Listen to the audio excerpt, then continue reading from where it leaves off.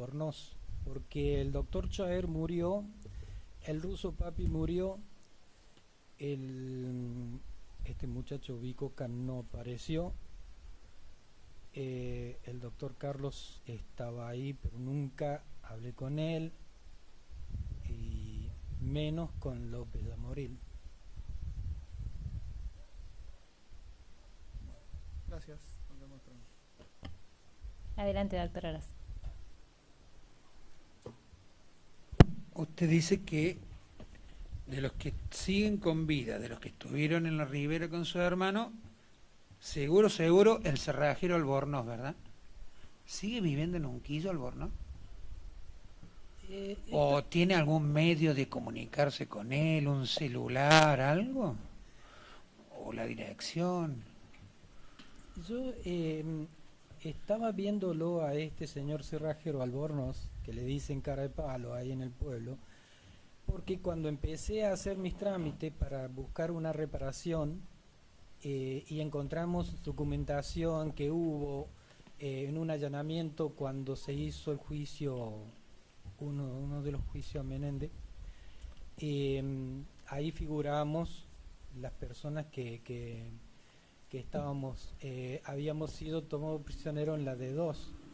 Y entonces, como pude juntar pruebas para hacer una petición de reparación de daño por la ley, no me acuerdo, le propuse a este hombre, lo encontré en la calle, le propuse que si quería, que ya que estaba haciendo trámites para mí, se lo iba a hacer para él. Y él me dijo que no le hable nunca más de nada de lo que había pasado. Así que con don Albornoz habló, está claro que está vivo, sigue viviendo en Unquillo. Yo creo que sigue vivo. Hace mucho que no salgo a la calle, a esta situación de pandemia, hace casi un año, y antes ya no lo veía, pero suponía que estaba vivo. Y cuando usted dijo que con el doctor Carlos no habló, ese doctor Carlos, ¿qué apellido tiene? El doctor Carlos, que digo yo, es el doctor Carlos Ayravedian, que estaba ahí en ese lugar prisionero con mi hermano. Estaba entre las personas, porque usted fue muy descriptivo, que a Icoca lo tiraron entre su hermano y o al revés.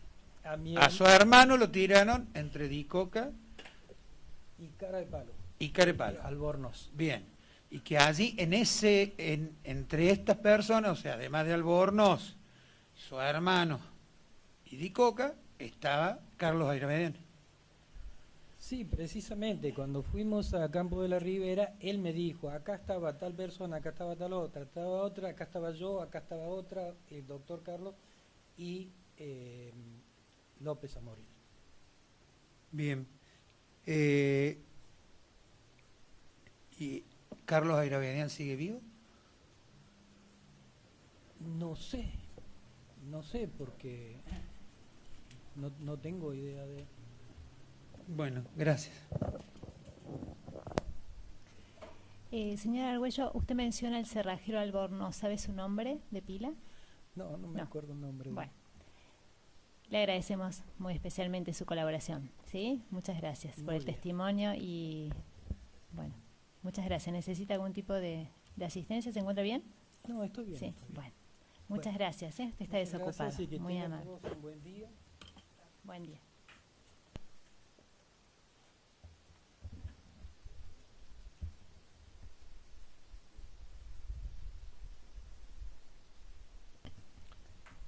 Señor secretario, si es capaz de informarme.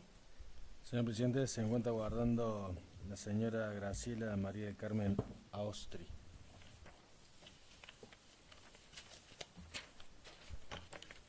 Bien, procedemos entonces a la recepción de su testimonio. ¿Qué pasa?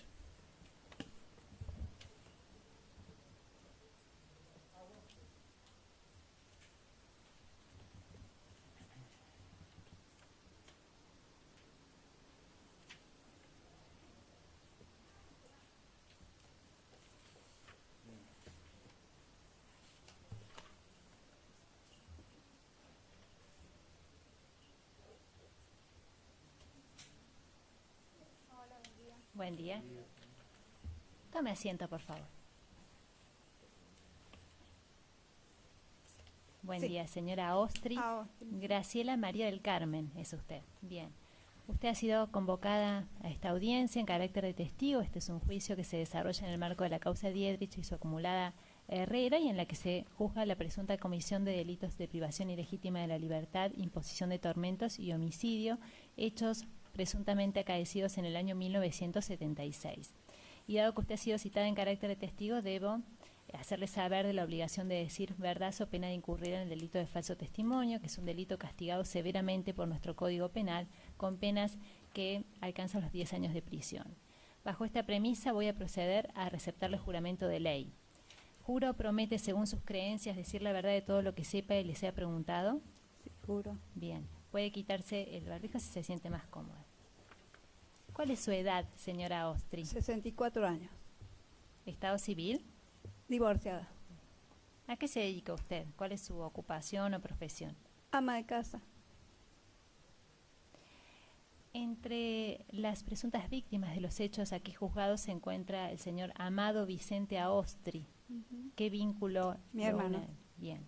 Esta circunstancia la hago saber, no le exime de la obligación de decir verdad, ¿sí? Bien. Se le van a formular preguntas. Allí se encuentra el señor fiscal general, los letrados de la querella, los abogados defensores y eventualmente el tribunal, si lo estima pertinente. Le voy a solicitar que responda dirigiéndose hacia mí de modo de registrar su declaración. Bueno. Muchas gracias. Señor fiscal general. Gracias, señor presidente. Buen día, señora Austri. ¿Le podría relatar a los jueces lo que usted sabe de la desaparición de su hermano? Bueno, yo lo que voy a relatar, lo que recuerdo de ese día, fue un momento para nosotros difícil. Fue más o menos entre la 1:30, 2 de la tarde. Y ¿De qué fecha fue? en septiembre, no sé si entre el 9 y el 10, no me acuerdo bien por ahí el día, pero entre el 9 y el 10 de septiembre fue un día viernes. Recuerdo el viernes porque generalmente trabajaba con mi padre de lunes a jueves y los viernes se quedaba en Cosquín, donde él vivía con su familia, ¿sí? Pero justo ese viernes que él queda es porque no había podido venir en la semana, entonces viene justo ese día a trabajarlo, a cumplirlo. Y bueno, trabaja ese yo, viene a comer cerca de la 1:30, 2 de la tarde, tocan el timbre y nosotros vivíamos en un departamento en la calle Arturo Mevas 321, separado por biombos, ¿sí? La primera parte hacía de estudio de mi papá, la segunda parte hacía la parte de donde se comía y había una cama, y la tercera parte teníamos otra como una habitación, cocina. Tocan el timbre, sale mi hermano a atender y nosotros, bueno, escuchamos todo, yo desde el más fondo que estaba con mi madre, mi papá estaba almorzando y lo llama, en un momento dado le dice, Tino, vení. ¿Qué pasó? Y vuelve a llamarlo insistentemente, Tino, vení. Nos levantamos todos, mi mamá, todos, a ver qué pasa por el tono de voz que él tenía. Cuando nos levantamos en ese momento, nos cierran el biombo, la puerta, ¿sí? Y no nos dejan pasar. Para ver qué pasaba, sería en la parte de donde tenía su estudio mi padre. Y queríamos abrir y qué pasaba, y no, y nada, y quiere abrir así, y mi hermano ya estaba en la calle, con dos personas que lo tenían, uno a cada lado sería de él, y recuerdo, lo último que yo recuerdo de él es que nos pide su cigarrillo y su saco, y fue la última vez que lo vimos nosotros. Y después, bueno, nos encierran y nos ponen llave, que no salgamos, qué sé yo, bueno. Al ratito salimos, estaban las llaves puestas en un ventanal ahí, abrimos la puerta, salimos, no había mucho movimiento porque entre la 1:30 y 2 de la tarde el tribunal le cierra, así que no había gente que hubiera visto nada, así que no. Y a partir de allí mi padre empezó a buscar en la seccional, en todas partes donde pudiera saber qué pasaba, y nunca más pudimos saber. Le decían que estaba en la cárcel o algo así, no sé en dónde, algo así puede ser, no sabría decir como que estaba ahí y fue y nunca supimos más nada de él, hasta el día de hoy.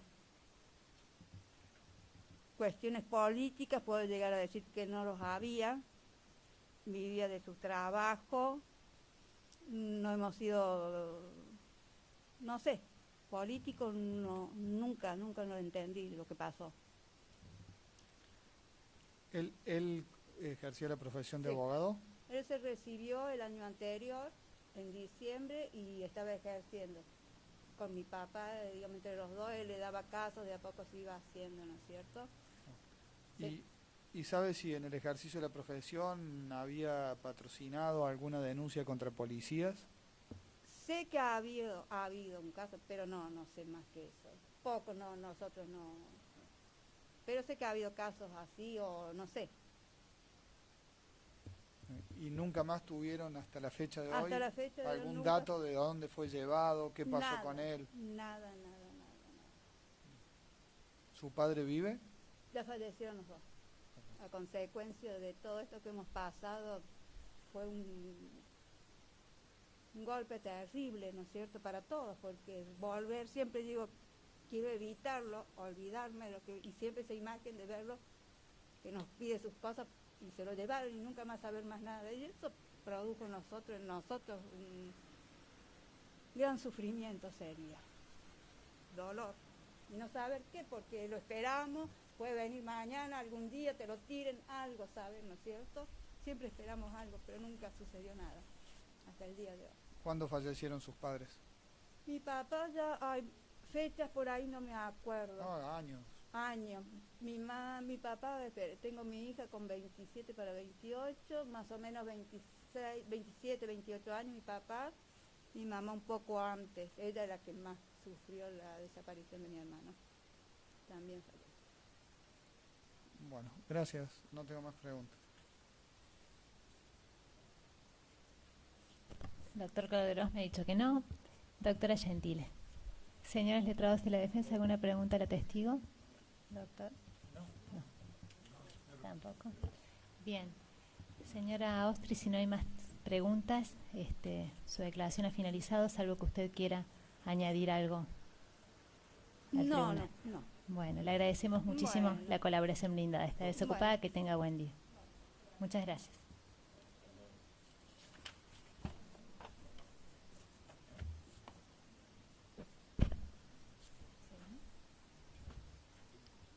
Señor secretario. Señor presidente, se encuentra guardando Estela Mari Sánchez. Bien.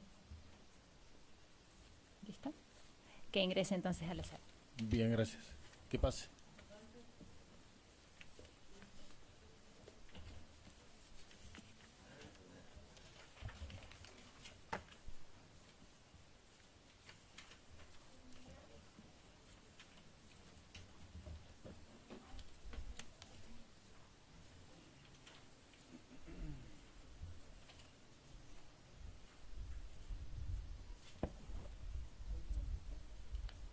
Buen día. Buenos días. Buen día. Tome asiento, por favor.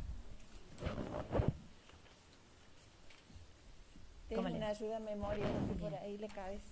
Estela Mari Sánchez es su nombre. Exacto. Bien. ¿Puedo sacarme? Sí, adelante, por favor. Señora Sánchez, usted ha sido citada en carácter de testigo en este juicio que se desarrolla en el marco de la causa Diedrich y su acumulada Herrera. Es un juicio en el que se juzga la presunta comisión de delitos de privación ilegítima de la libertad, imposición de tormentos y homicidio. Todos estos hechos que aquí se están ventilando habrían acontecido en el año 1976. Bien.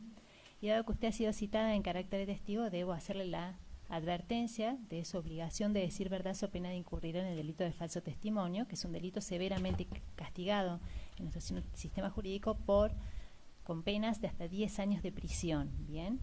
Bajo esta premisa procedo a receptarle juramento de ley.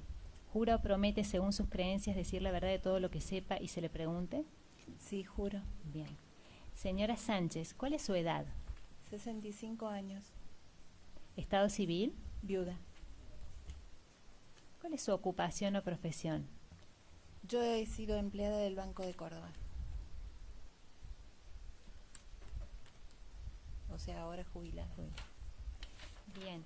Entre las presuntas víctimas de los hechos aquí juzgados se encuentra el señor Ángel Gustavo Jaegui Díaz. ¿Tiene usted algún vínculo en relación a él?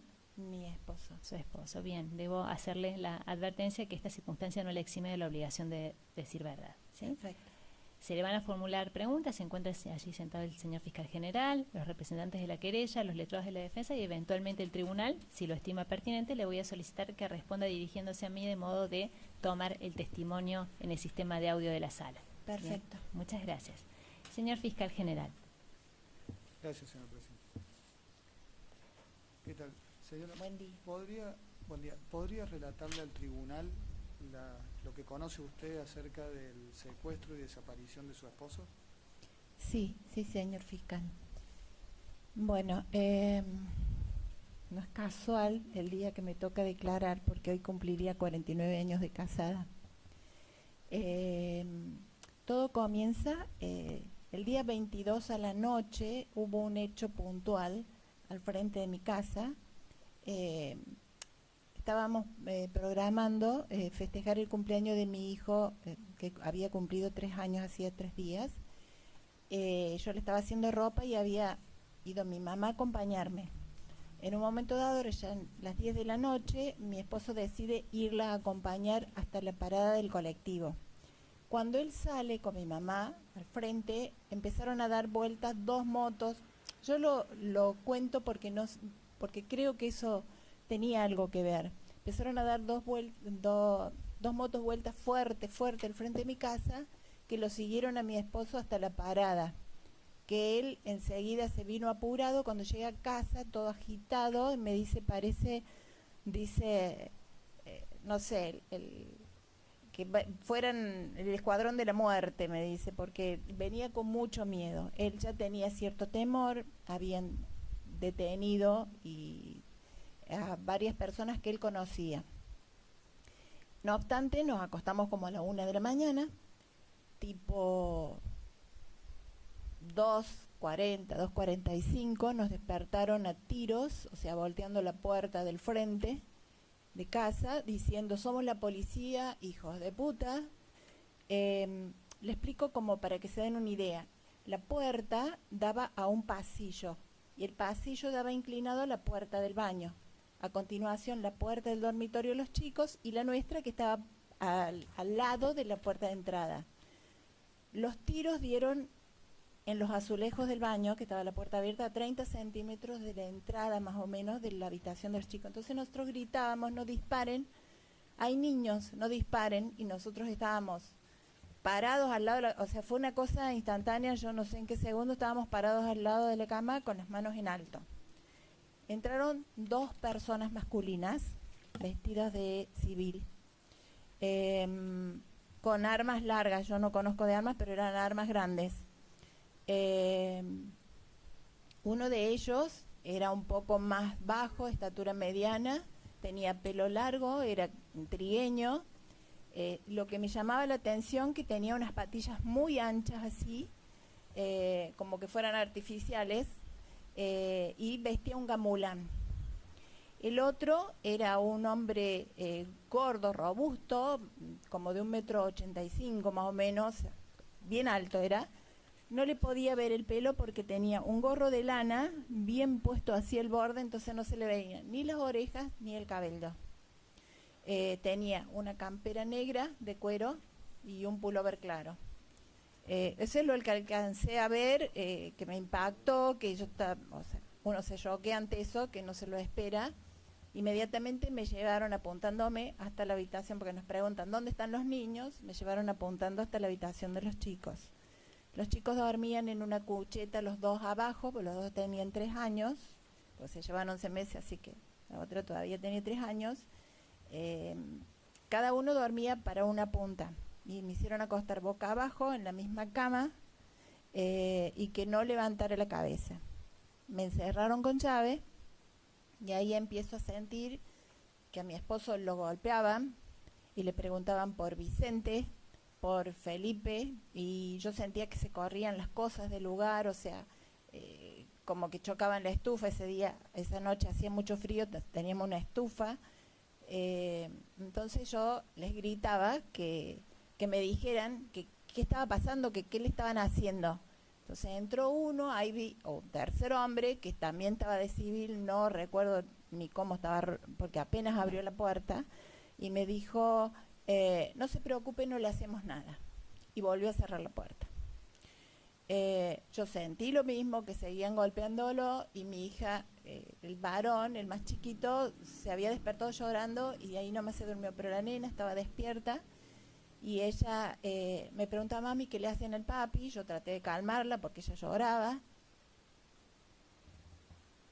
Y me vuelven a abrir la puerta y entra uno de ellos y me pregunta que dónde teníamos el dinero. Y yo estaba tonta y le digo, ¿pero qué dinero? Y me dice, el que tengan en la casa. Digo, no sé, la verdad que no sé. Entonces, ese era ya un cuarto. Después entra otro quinto y me tira unos billetes así. Y le digo, ¿pero eso qué es? Y me dice, esto para que vea que no robamos el dinero que tenía su esposo en los bolsillos. Y cierran la puerta y no la abren más. Yo siento que empiezan como a forcejear, porque se sentía, las puertas estaban del dormitorio así, el otro así, por el pasillo, y pegan el grito y dicen, bueno, vamos, ya está. Y yo sentí silencio, pero yo estaba encerrada con llave. Entonces me levanté y empecé a llamar y no me contestaban. Entonces abrí la puerta, la ventana que da al patio, pero tenía reja, yo no podía salir, entonces empecé a gritarle a los vecinos que vinieran a abrirme, que estaba encerrada.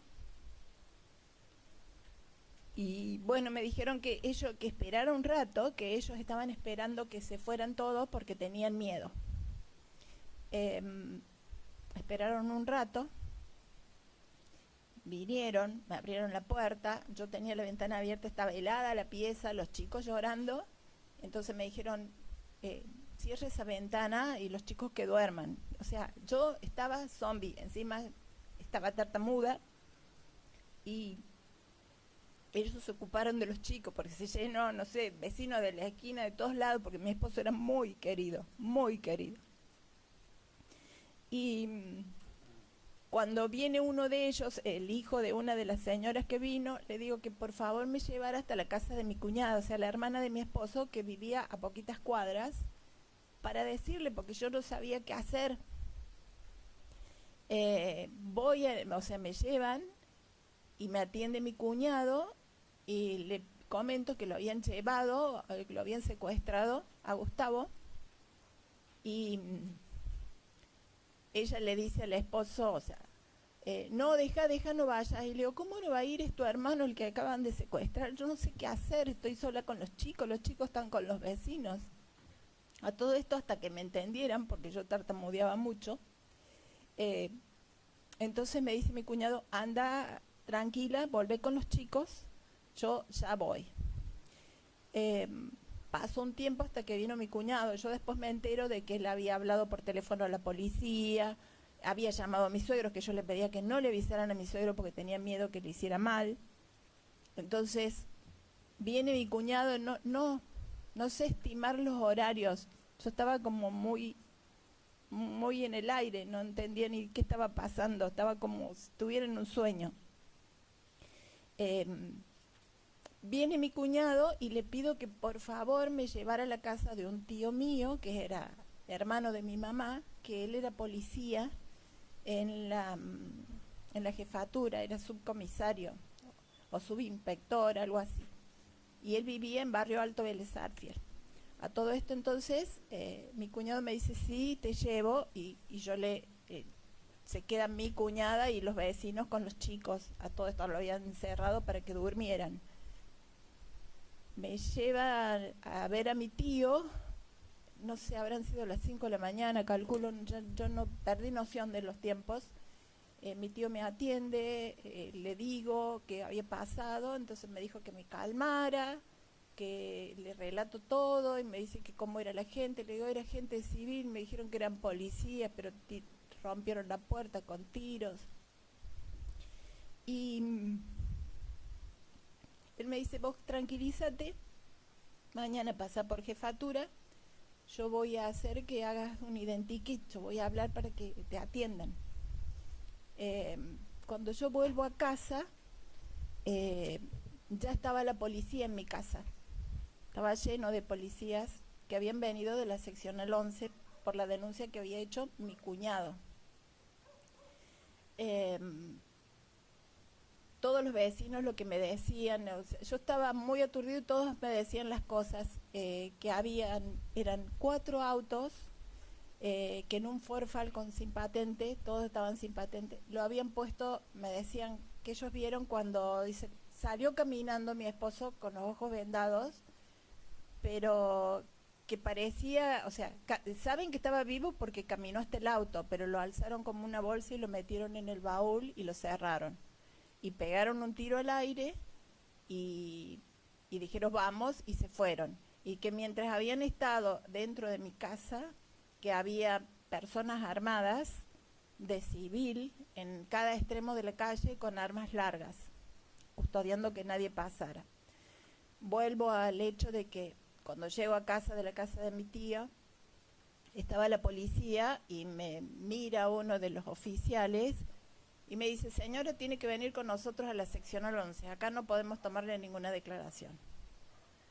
Entonces mi suegro, que ya estaba ahí en la casa, me dice, yo voy con ella porque no está en condiciones. Yo tiritaba y encima no podía, o sea, me costaba hablar. Fui a la seccional 11, hice la denuncia, lo que recordaba, que las personas que más recordaban las que vi entrar a la casa, al dormitorio, me tomaron la declaración, eso consta también en los habeas corpus y todo eso, me tomaron la declaración y yo empecé, en lo que sí me pidieron que me calmara porque demoraron en tomármela porque no me entendían nada, porque a mí se me enredaba la lengua, o sea, entonces me dice, si usted no se calma, y entonces empecé a temblar y me trajeron un mate cocido, dice, lo único que no tenemos es azúcar, me trajeron un mate cocido como para, porque yo no sé si me había vestido abrigada o no, no sé, yo sé que yo tiritaba. Luego que hago la denuncia, me vuelve a traer mi suegro a casa, ya estaba mi mamá, mi casa era un lío bárbaro, ya se había hecho de día, eran como las 7 de la mañana, mis hijos los habían atendido, estaban ahí en el frente con amiguitos, y lo que más me impresionó, porque ellos tenían 3 años, que ellos levantaban las manos como que los estaban apuntando, con otros chiquitos jugaban a eso y nunca habían jugado a eso porque ellos nunca habían visto ni armas ni nada. Yo a todo esto, como no me tranquilizaba, mi mamá me daba un té o algo así porque todos me querían dar cosas y yo no tomaba nada. Entonces, cuando logro estabilizarme un poco, pero seguía tartamuda, me dice mi suegro, hija, vamos a la jefatura donde te dijo tu tío. Fuimos a la jefatura, él me lleva donde estaban haciendo los identikit, el señor muy amable me hace pasar, me hace sentar y me empieza a pedir detalles como cómo eran los ojos, cómo era la nariz, o sea, yo pude dar descripciones generales, le digo, no puedo puntualizar eso, fueron segundos los que lo vi. Entonces me dice, mira, dice, ahorremos tiempo, dice, no perdamos tiempo, dice, porque si vos te acordás de los datos, yo acá te identifico a alguien que es de la policía o fuerza de seguridad, vamos a tener problemas, me dice. Me dice, así que mejor, dice, te doy unos álbumes y vos fíjate si encontrás a alguien que te parezca parecido. Y yo me trajeron varios álbumes, yo creo que él me dijo eso porque como lo conocían a mi tío, o sea, por eso quizá para que yo no perdiera tiempo, encima costaba entenderme cuando yo hablaba. Empecé a ver álbumes y en una de esas fotos veo a Raúl Villar, que era un amigo de mi esposo que lo habían puesto preso en marzo. Lo habían sacado preso desde su lugar de trabajo y que militaba en el PRT. Y estaba ahí. Entonces, cuando yo vi la foto de él, dije, me está mostrando foto de preso. Yo acá, si es una persona que ha ido a mi casa, no es un preso. No puede estar suelto. Entonces, le digo, yo no puedo seguir, y me fui. A todo esto, como andaba con mi suegro, él me ayudaba a caminar porque yo cruzaba las calles y los autos me tocaban bocina y no sabía ni dónde estaba parada.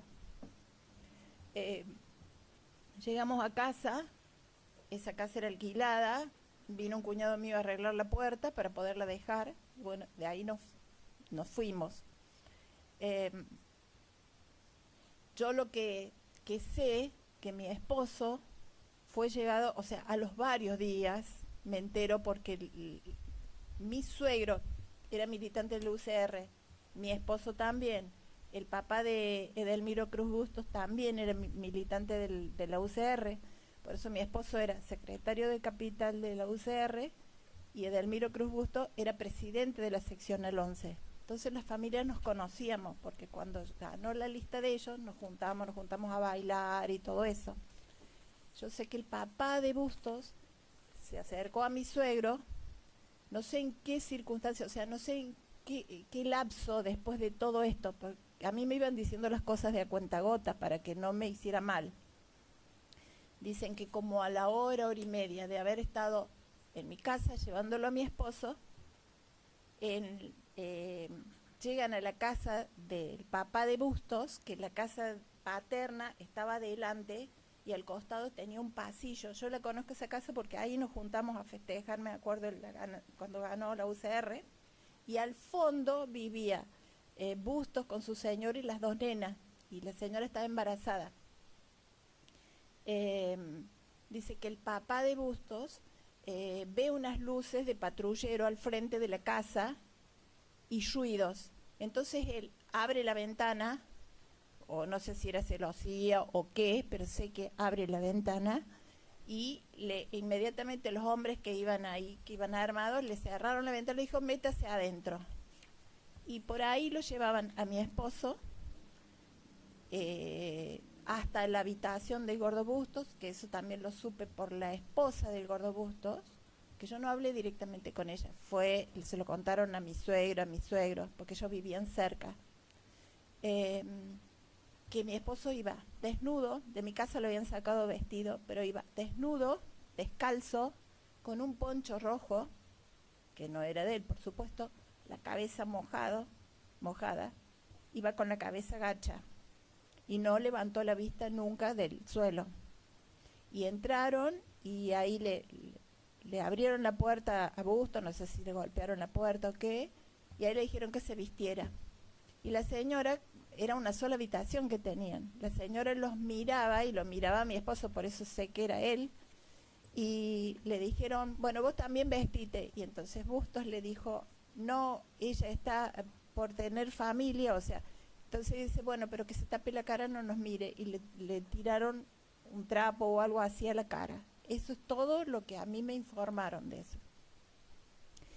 Con respecto a mi tío, que es el que me hizo ir para hacer el identikit, eso yo también me enteré, pero a los años, porque mi tío no me quiso contar. Me lo contó mi tía.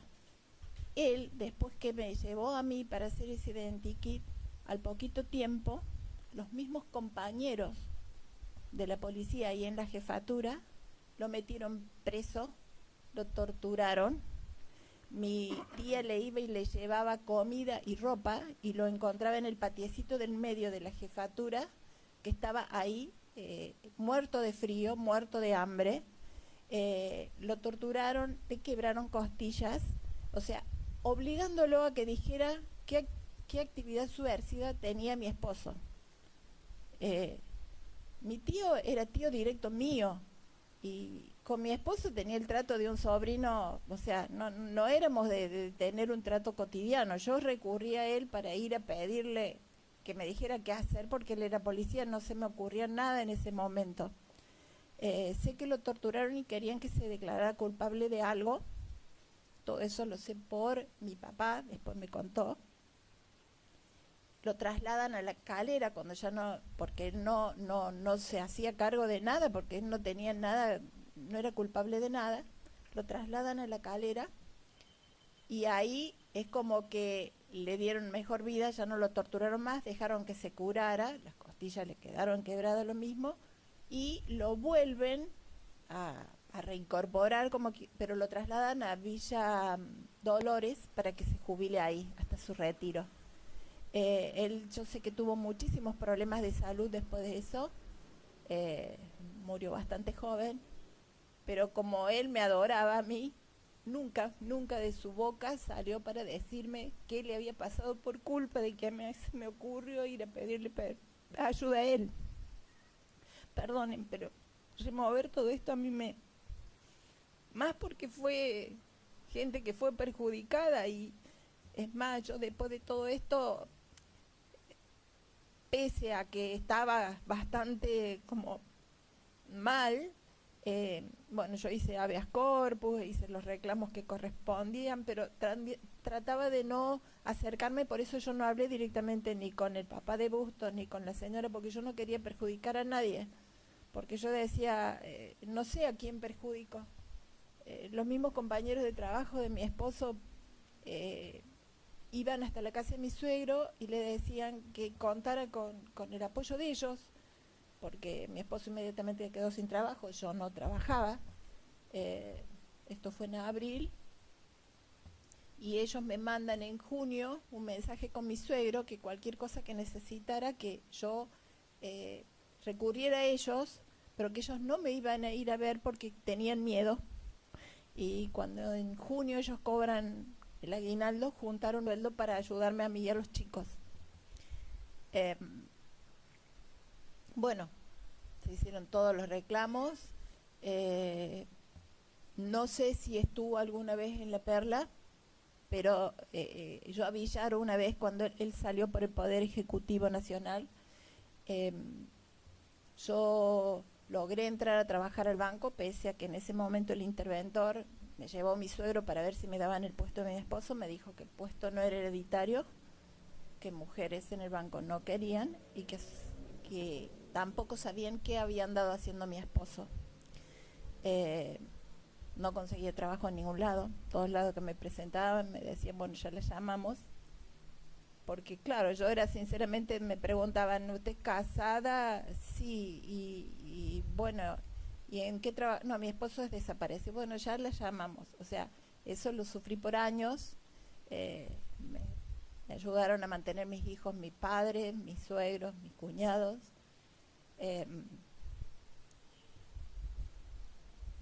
Yo no solo quedé así tartamuda, se me hacían muchas lagunas mentales,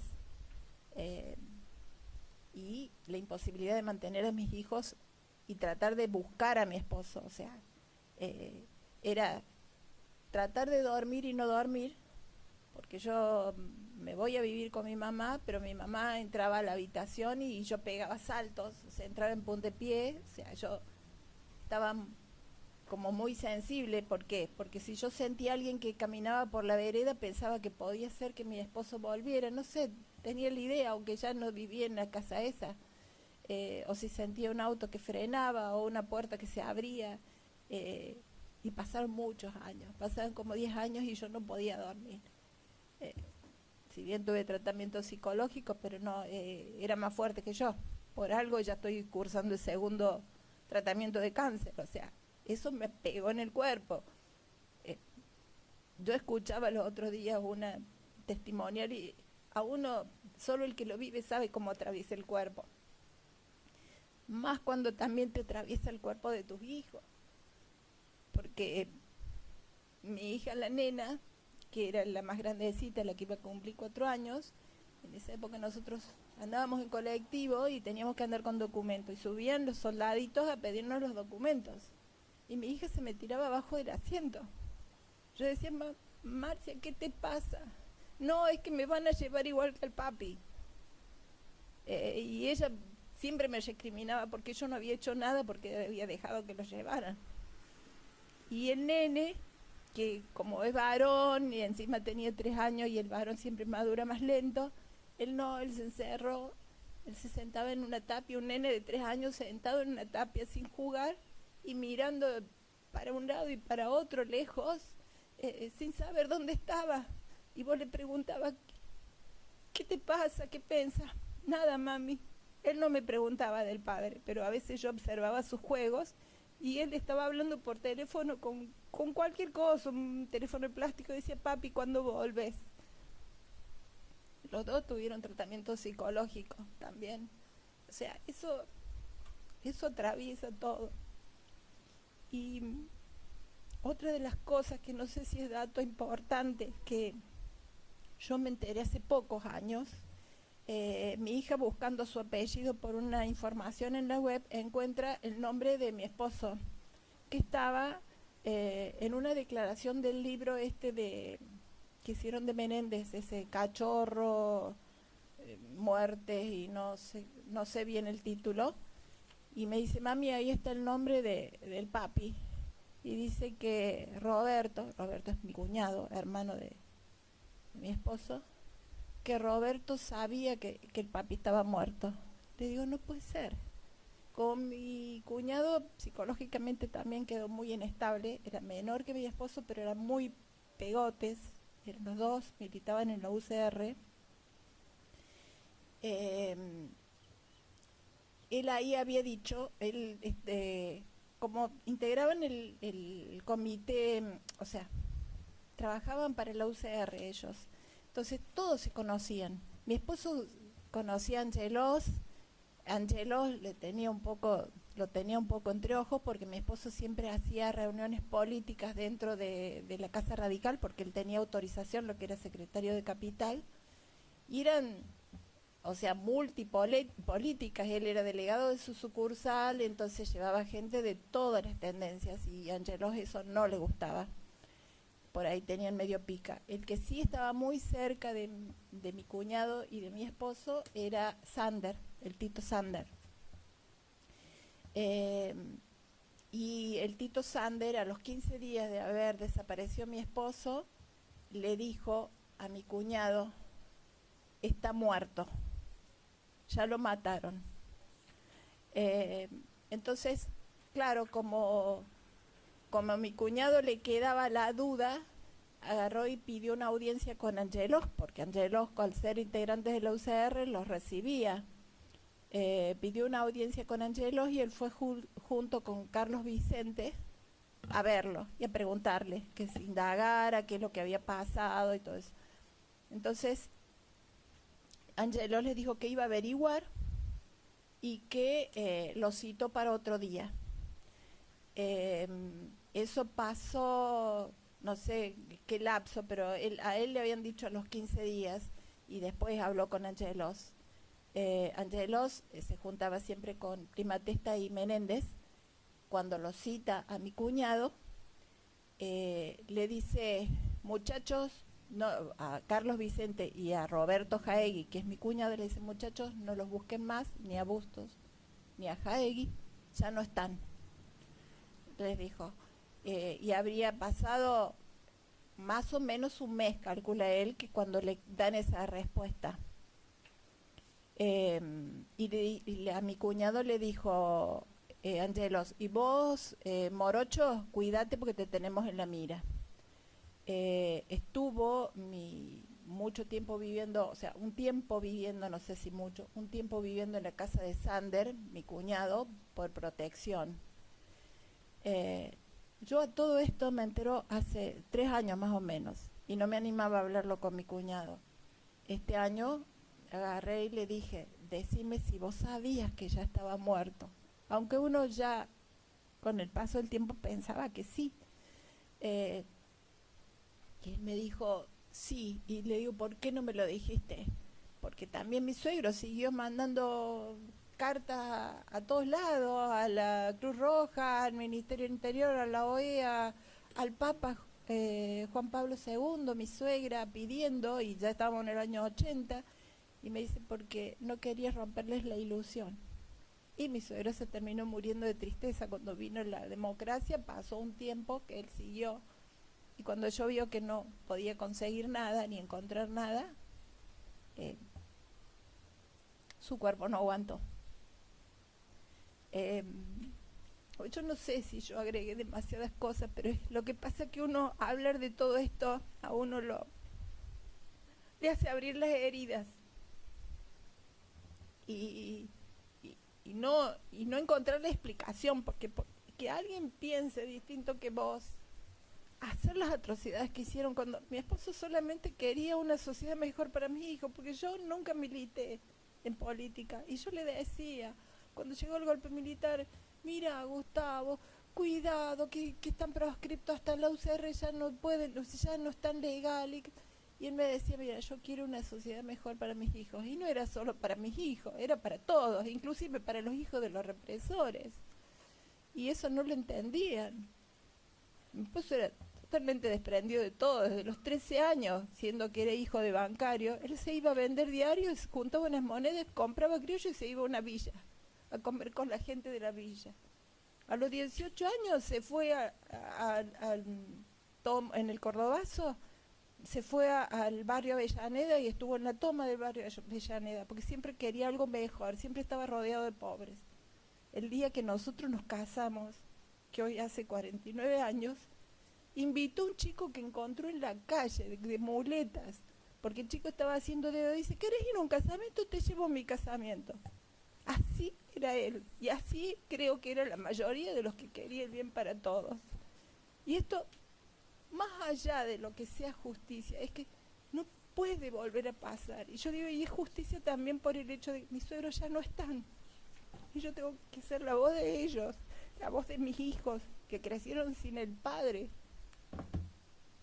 Mis hijos, por supuesto, con tratamientos psicológicos. Yo supongo que a mí me pago con el cuerpo. Y siempre fuimos como parias dentro de la sociedad hasta que llegó la democracia. Es más, llegó la democracia y todavía se tenía miedo de hablar de que tenías tu papá desaparecido. Uno de mis hijos, cuando le preguntaron del papá, dijo que había muerto en un accidente, y la maestra le preguntó en un accidente. No, le digo, es desaparecido. Yo después, no me acuerdo si fue la nena o el varón, iban a la primaria. Le digo, ¿por qué dijiste que murió en un accidente? Porque cuando yo digo desaparecido, me dicen, ¿cómo desaparecido? Esas cosas que no se entienden, esas cosas que uno no tiene respuesta, como cuando mi hija me decía, a mí mami, ¿por qué no hiciste nada? ¿Para que no lo llevaran al papi? Perdón.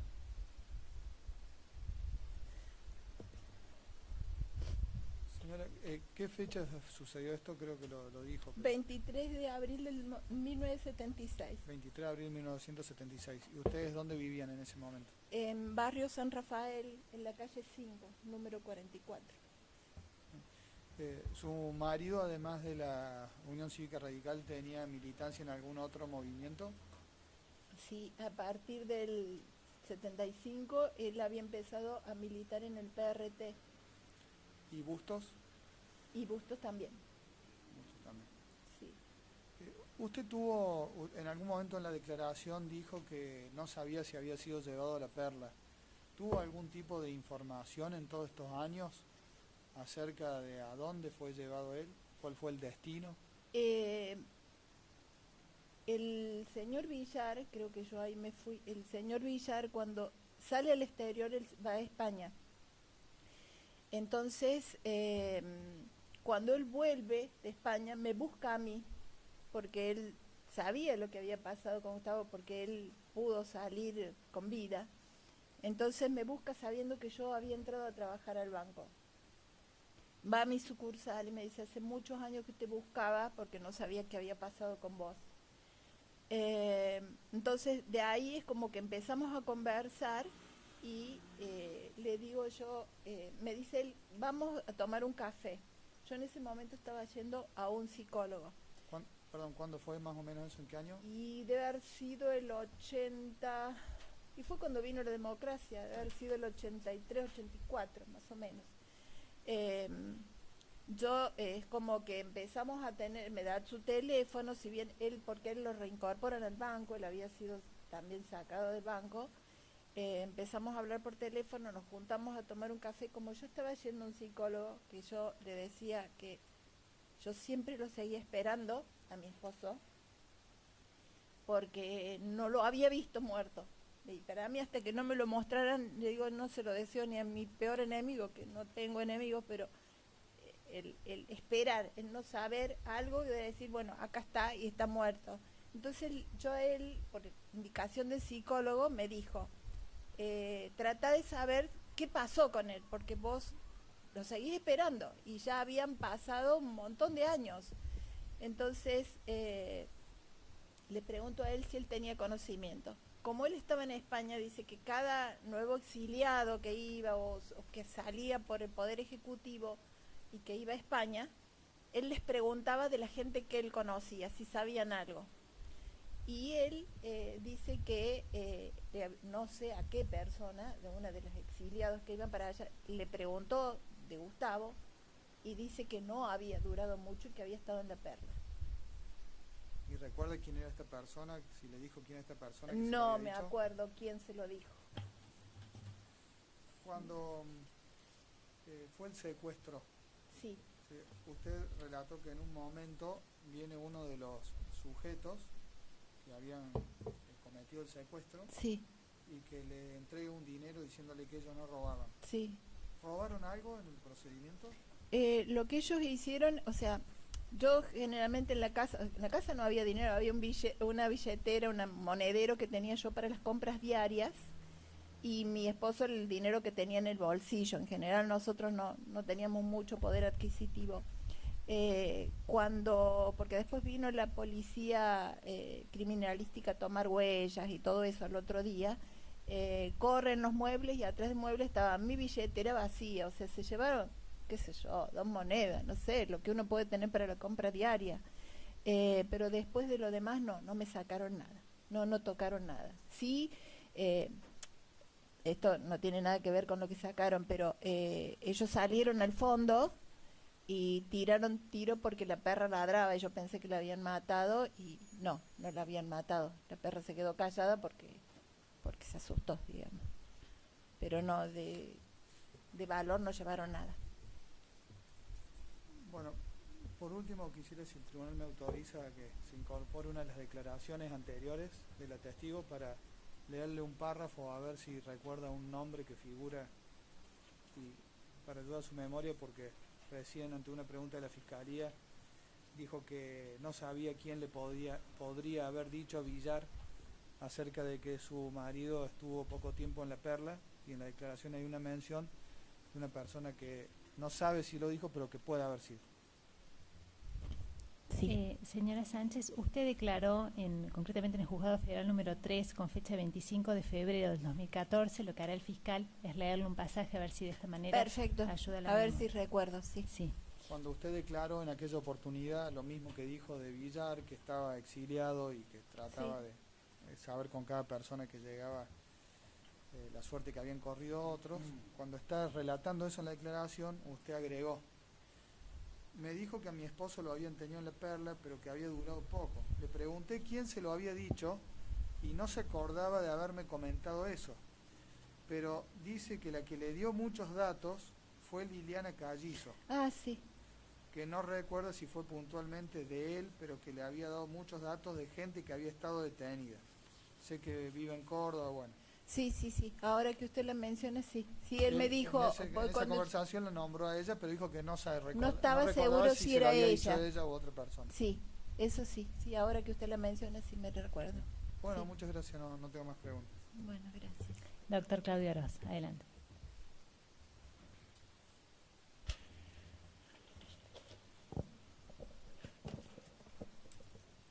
¿Cómo le va, ¿Qué señora? tal, doctor?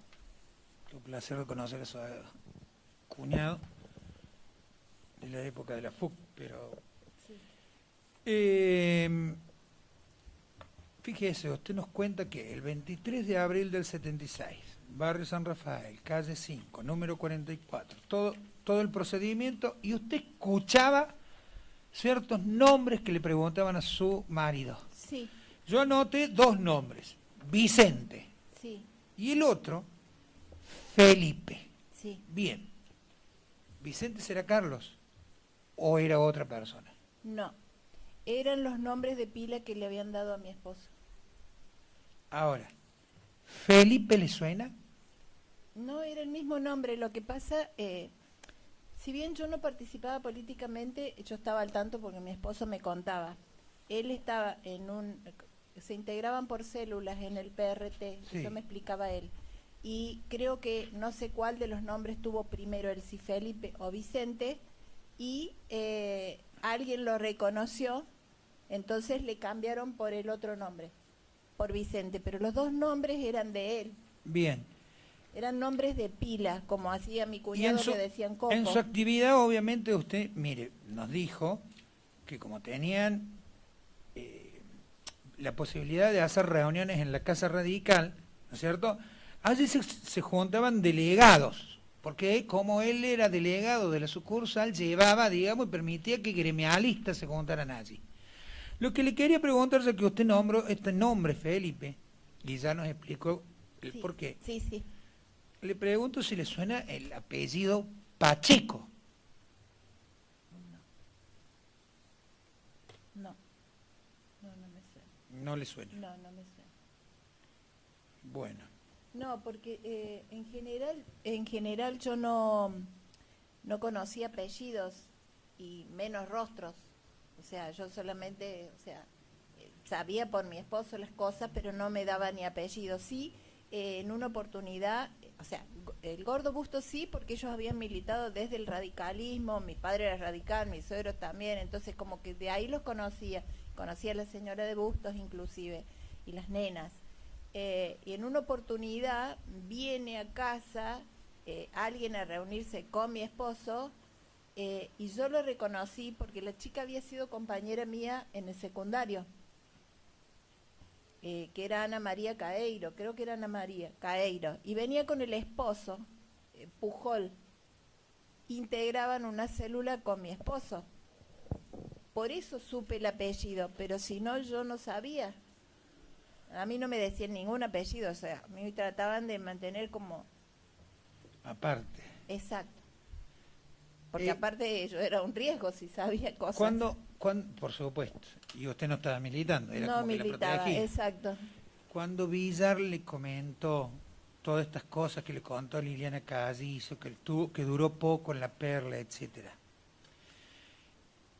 Está claro cómo llegaron a la casa de Bustos, ¿no es cierto? Usted ya nos contó su esposo, desnudo, con la cabeza agacha, descalzo, pelo mojado, ¿no? Y como 1 hora y media, un tiempo así, después de que se lo habían llevado de donde estaba con usted. ¿Cómo llegaron a su casa? ¿Le contó Villar o todas las averiguaciones que ustedes hicieron, ¿no es cierto? ¿Cómo No. llegaron a su casa? Por eso le preguntaba por Pacheco. No, la verdad que no. No sé cómo llegaron a mi casa, porque como yo no conocía a la gente, a lo mejor hay veces que mi esposo se reunía en casa con gente que yo ni siquiera les veía la cara. O sea, yo me iba a los dormitorios, algo así con mis hijos, porque yo no tenía que ver nada. Pero Entonces, esto quiere decir que, además de Pujol, además de Caeiro, ha habido otros compañeros o camaradas más que han ido a su casa, más allá de que usted no le vio en la cara, ¿no es cierto? Está Sí, claro sí. que eran por protegerla por usted. sí, Quiere decir que varios compañeros más conocían su casa. exacto. Muchísimas gracias. Doctora Gentile, letrados de la defensa, doctores, ¿alguna pregunta? Bien, bueno, señora Sánchez, no sé si usted desea añadir algo más, porque si no hay preguntas, su testimonio ha concluido. No, lo único que yo espero que esto sirva para que no pase a ningún lado, que nadie sufra, que no haya hijos sin padres, ni padres sin hijos, y que no haya gente tan malvada que pueda hacer daño a otro porque piensa distinto. Nada más que eso, y muchas gracias. Muchas gracias. No, muchas gracias a usted por su testimonio y espero que tenga buena jornada. Muchas gracias. Gracias, hasta luego. Buen día.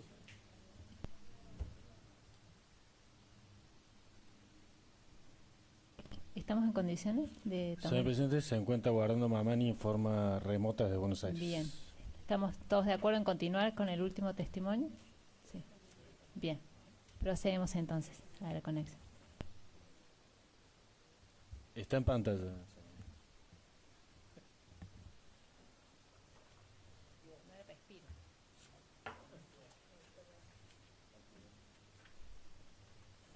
Hay que pedirle que active el micrófono, señor presidente.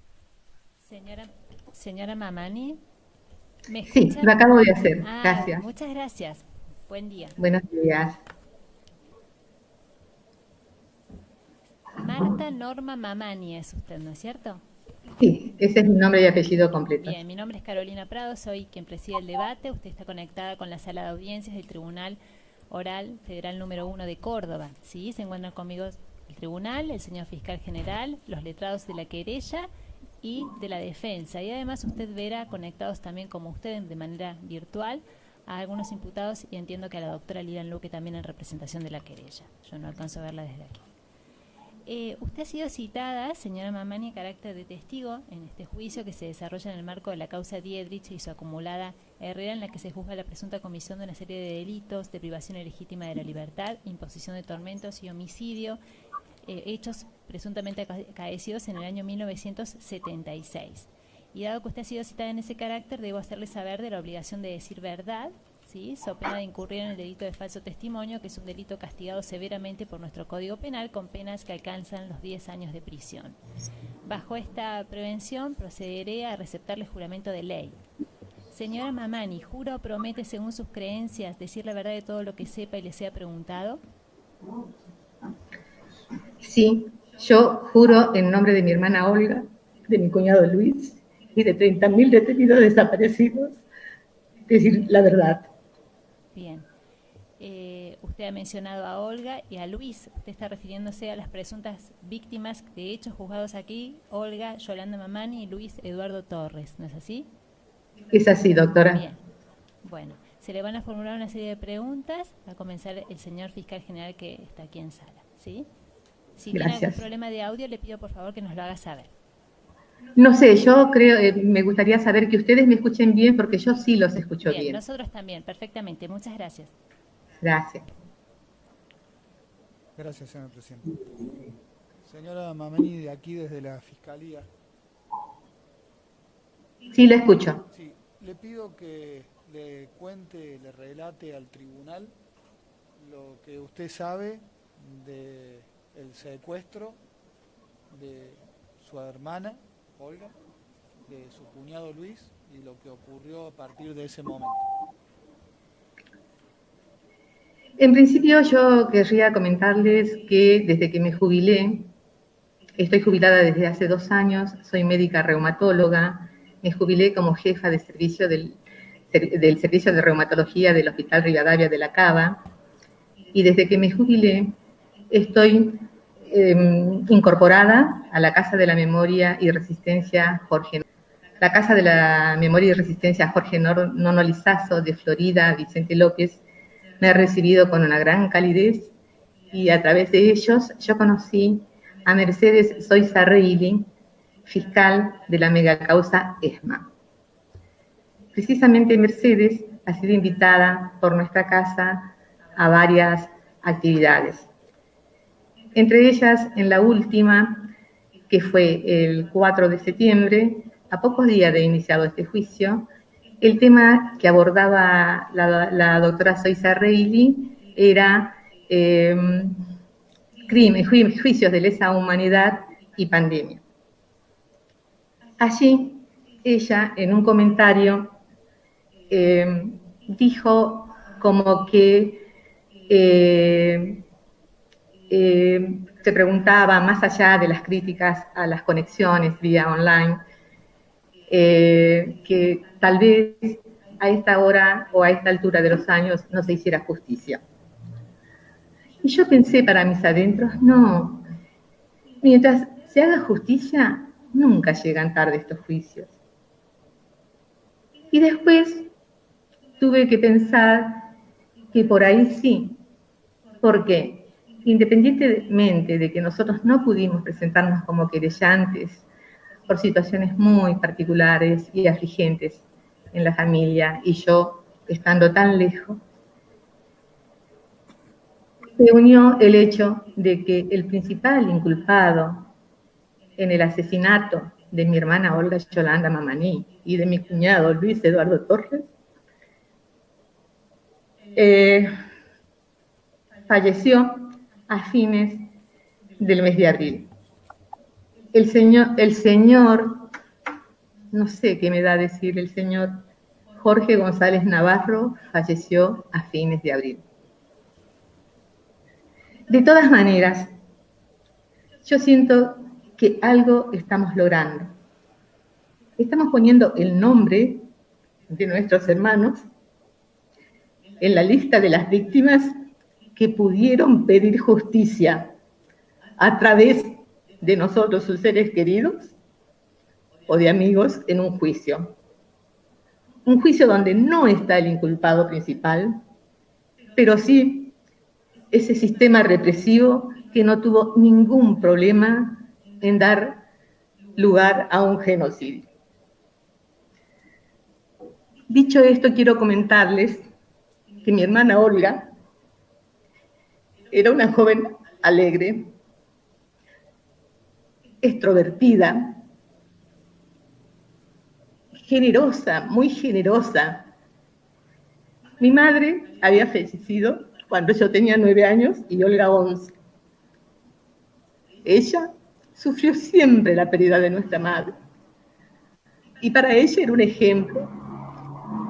Nuestra madre se sintió siempre llamada por los desposeídos, por los que no tenían igualdad de oportunidades.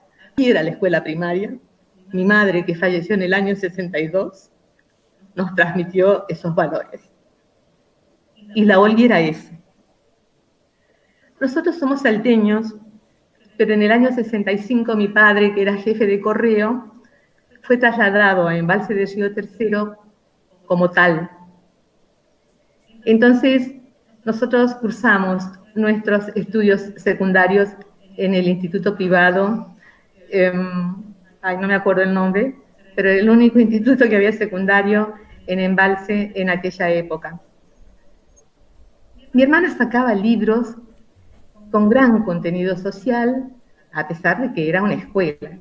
Era un instituto privado, pero en realidad era un instituto que se pagaba muy poco, si no, no hubiéramos podido ir. Y además, supongo que tenía subsidio del Estado. Bueno, devorábamos esos libros. A partir de esos 13 años de ella y 12 años míos, porque Olga me llevaba 1 año y medio, nos devorábamos esos libros.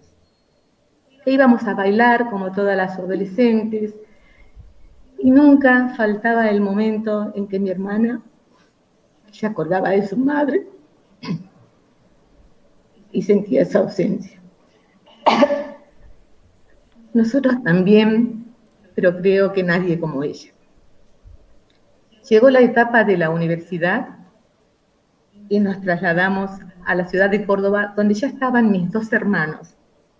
De hecho, no quiero que se me pase la oportunidad, ahora que hablo de mis 2 hermanos, de agradecer a mi hermano Andrés, a mi hermana Azucena Vergara, por mantener siempre la memoria y porque residiendo en Córdoba, ellos hicieron posible. Bueno, fuimos a Córdoba.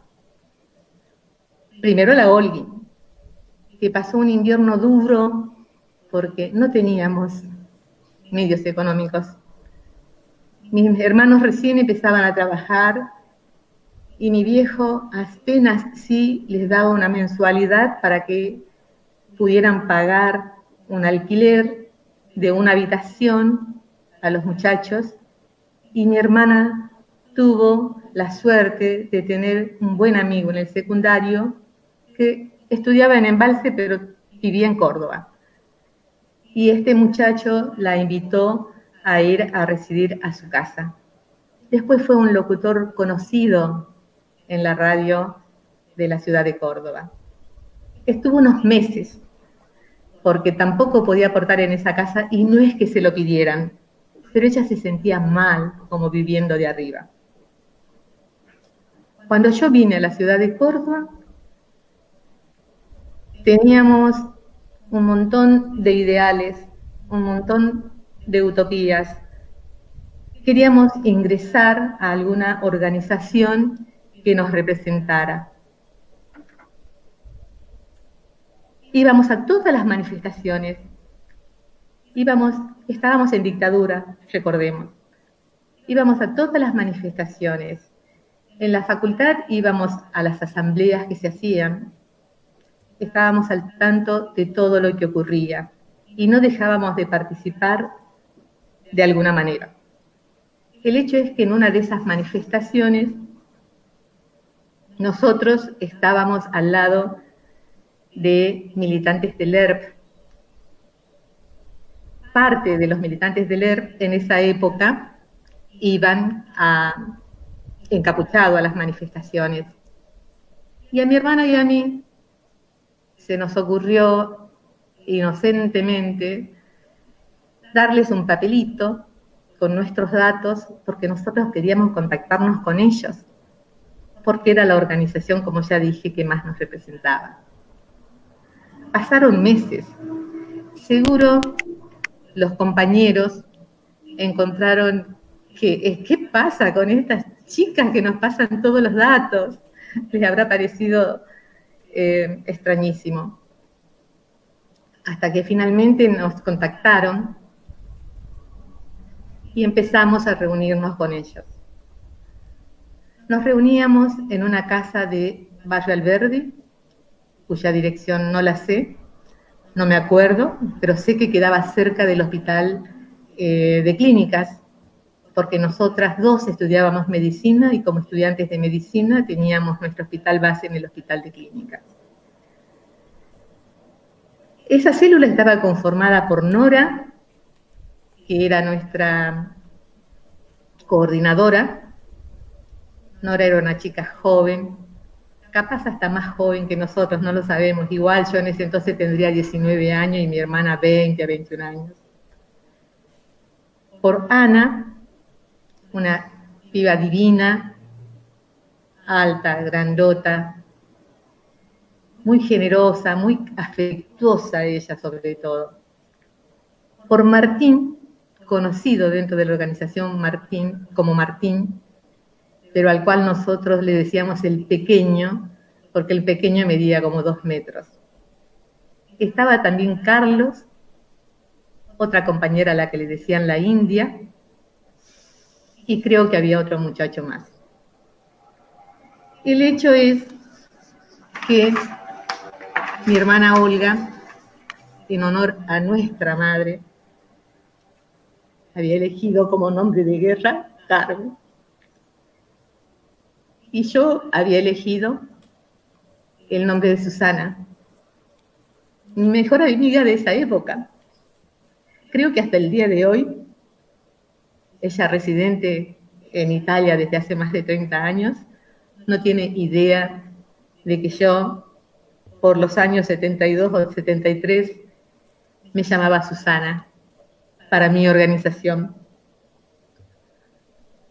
Igual, en definitiva, dentro del grupo, a nosotros nos decían las hermanitas, porque íbamos a casi todos juntos, salvo a las actividades en las que yo iba sola o con los otros compañeros, o le tocaba a ella ir con los demás compañeros. ¿Cuál era nuestra actividad? En principio, mi hermana y yo estábamos siendo, si le podemos decir entrenados, digámosle entrenados, para formar parte de los grupos de base y tratar de conseguir dentro de la Facultad de Medicina el centro de estudiantes. Sabíamos que había otros compañeros en otras células también formándose para ello. Participamos obviamente de volanteadas, de pintadas. Creo que la actividad más arriesgada, entre comillas, que realizamos fue una vez en que nos pusimos un montón de compañeros, uno al lado del otro, en las diferentes paradas de colectivo de la calle Santa Rosa frente a Feijín, y no nos teníamos que mirar para no reconocernos. Pero si yo escuchaba que el de la izquierda me decía ahora, yo le tenía que decir al de la derecha ahora. Y lo más que hicimos fue tirar pedradas a Feijín, con lo que logramos romper los vidrios, y creo que estaba programada otra actividad por militantes más formados, pero apareció la policía y nos dispersamos todos. También fuimos a un encuentro del FAS en Sáenz Peña, creo que fue en noviembre del 1973. Detallo todo esto porque quiero que ustedes tengan idea del tipo de actividades que nosotros desarrollamos. Y no porque estuviéramos en contra de la lucha armada, porque si nosotros ingresamos al Ejército Revolucionario del Pueblo, fue porque estábamos de acuerdo. Pero es lo que llegamos a hacer. ¿Qué pasó? Pasó que tipo abril del año 74, yo digo abril, pero no me puede haber sido bien mayo. Salimos a hacer una actividad en una villa con Nora. Fuimos Nora, no recuerdo qué otro compañero, y yo, a vender Estrella Roja en una villa cerca del San Jerónimo. Algún vecino nos delató. Entonces vino la policía y nos llevaron a los tres. Yo no puedo decir que me golpearon porque la verdad recibí algún que otro carpetazo y nada más. Y estuvimos en averiguación de antecedentes 24 horas, yo. Sé que a Nora la golpearon más y sé que Nora estuvo más.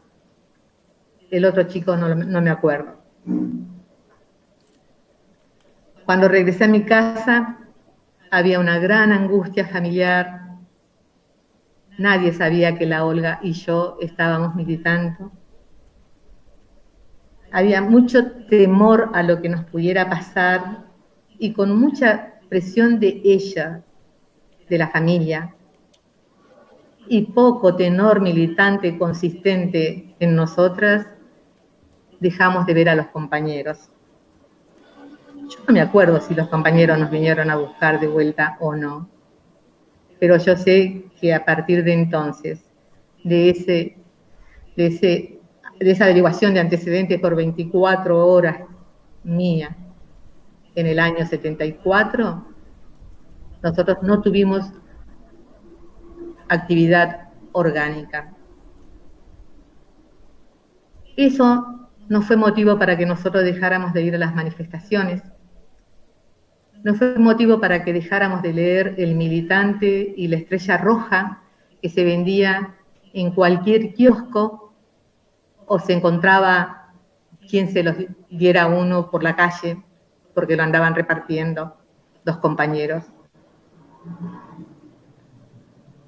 Y además escuchábamos la música que estaba prohibida en aquella época. Éramos muy infantiles, mi hermana y yo. La escuchábamos a todo volumen, todo el barrio escuchaba junto con nosotros a los olimareños, a Víctor Jara, a la cantata Quilapayún. Esa era nuestra actividad. Olga, mi hermana Olga, lo conoce a Luisito, a su rubiecito, recuerdo, Luis Eduardo Torres, en diciembre o a fines del 73. Pero se vuelven a reencontrar en marzo del 74. En ambas oportunidades en Peñas del Faz, a las que también nosotras íbamos. Luisito era un avanzado estudiante de agronomía. Nosotros lo adorábamos, porque él adoraba a nuestra hermana. Era joven, era dicharachero, era trabajador, tenía el típico humor cordobés. Y como les digo, él adoraba a nuestra hermana.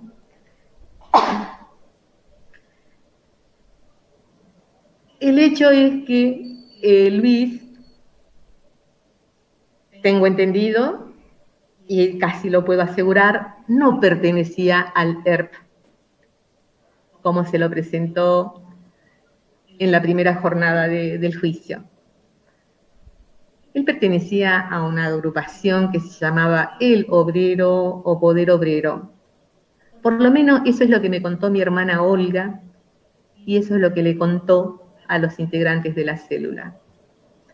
Y es lo que estábamos seguros de eso. Él participaba activamente en el Centro de Estudiantes de Agronomía como perteneciente a esa agrupación, El Obrero o Poder Obrero. Trabajaron todo ese año, 74. Se querían casar. Ella cuidaba chicos, daba clases particulares, Luis hacía changas, pintaba casas, hacía de albañil, e iban juntando sus pesitos. Decidieron casarse el día 28 de mayo, porque en aquel entonces, el 29 de mayo, en conmemoración del Cordobazo, era feriado o lo hacían feriado los gremios, no me acuerdo bien, pero era feriado. Todo eso porque obviamente no se podían permitir una luna de miel. Y entonces aprovechaban un fin de semana largo, el fin de semana del 28, a partir del 28 de mayo del 75, para tener su mini luna de miel. No se querían casar por la iglesia, pero acá también intercedieron ambas familias. Quiero decir que la familia de Luis era una familia requete cariñosa también. El hecho es que se casaron y a alguien les consiguió el contacto de un cura tercermundista y de esa manera accedieron a casarse por iglesia en una parroquia de un barrio humilde.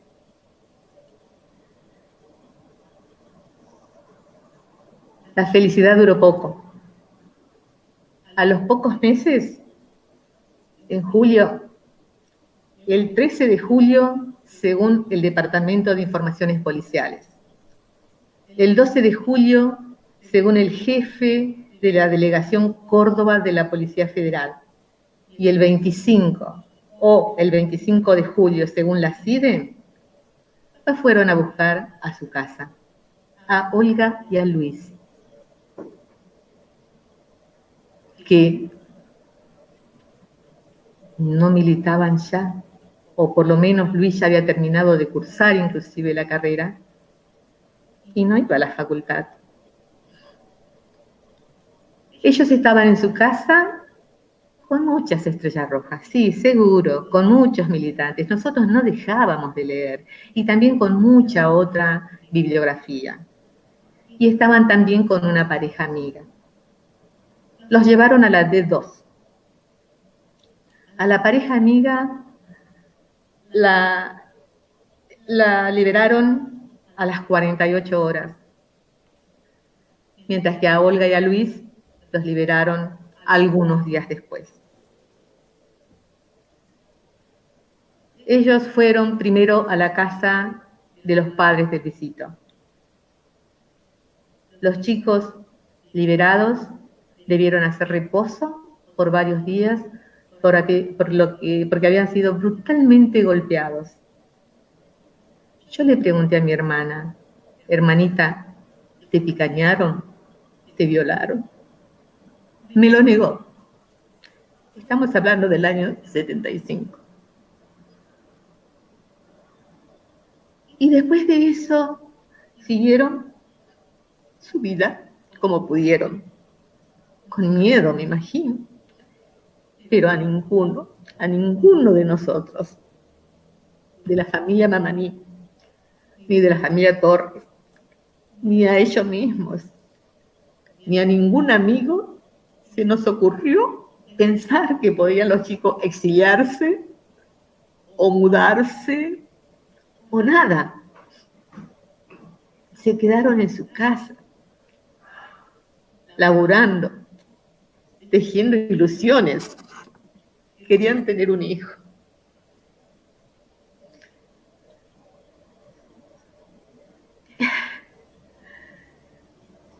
Eso no ocurrió.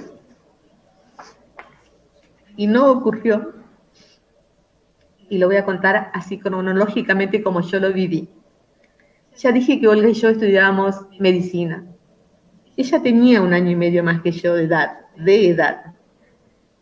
Pero se había ido retrasando con esto del noviazgo, del casamiento, y yo también me había retrasado, no era que estaba ahí brillantemente cursando la carrera de medicina. Pero el hecho es que en el 76, en junio del 76, ambas estábamos cursando oftalmología en el Hospital Nacional de Clínicas, que era nuestro hospital base.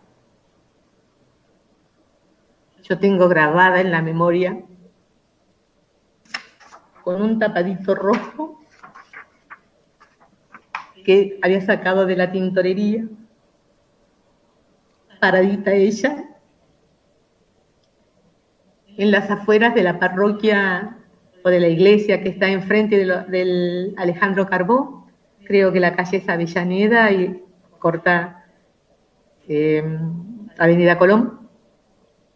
Mientras yo me iba hasta el centro a buscar el colectivo que me llevara a casa y ella esperaba ahí el colectivo que la llevara a su casa. Yo me iba con una amiga y reitero, tengo grabada en mi memoria su imagen de Ceci, porque fue la última vez que la vi. Y esa tarde, en su afán de ser mamá, tenía turno para una histerosalpingografía.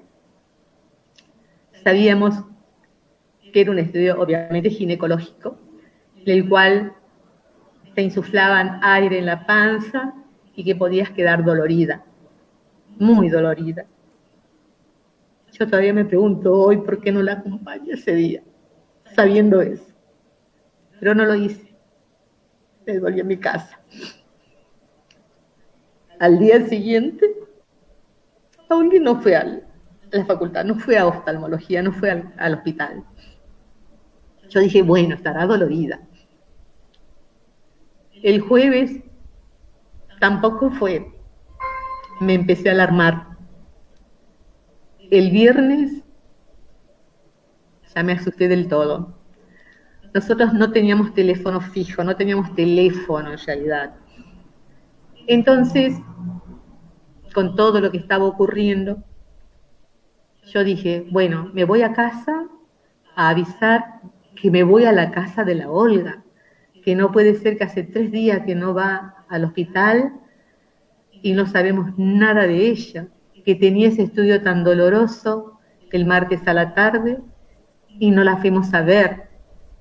Pero cuando yo llegué a casa, el drama ya estaba instalado. Los padres de Luisitos, alarmados, porque desde el miércoles no pasaban por la casa de ellos, habían llamado esta mañana al Ferrocarril General Belgrano, en Alta Córdoba, creo, donde trabajaba Luisito, y allí el que atendió le dijo al papá o a la mamá de Luis, no, Torres desde el miércoles que no viene. De hecho, se alarmaron. Y no sé si los dos o si solamente la mamá de Luis fueron a la casa de los chicos. Se la encontraron cerrada. Escuchaban ladrar a Gastón un perro marca Cualunque, me parece, que tenía el pelo largo, al que ellos amaban. Era muy gracioso verlos llegar en la zanela de Luisito, Gastón y la Olga. Bueno, escuchaban ladrar a Gastón dentro del departamento de SPH, donde habían alquilado para cuando se iban a casar. Yo creo haberles escuchado decir que ninguno de los vecinos quería decir nada. Hasta que uno, viendo la desesperación de esos padres, se animó y les dijo: mire, el miércoles 30, no habrá dicho el 30, pero seguramente dijo el miércoles, a las 2 de la mañana, hubo un gran operativo acá. Gente armada por los techos, en la puerta de entrada, en la calle.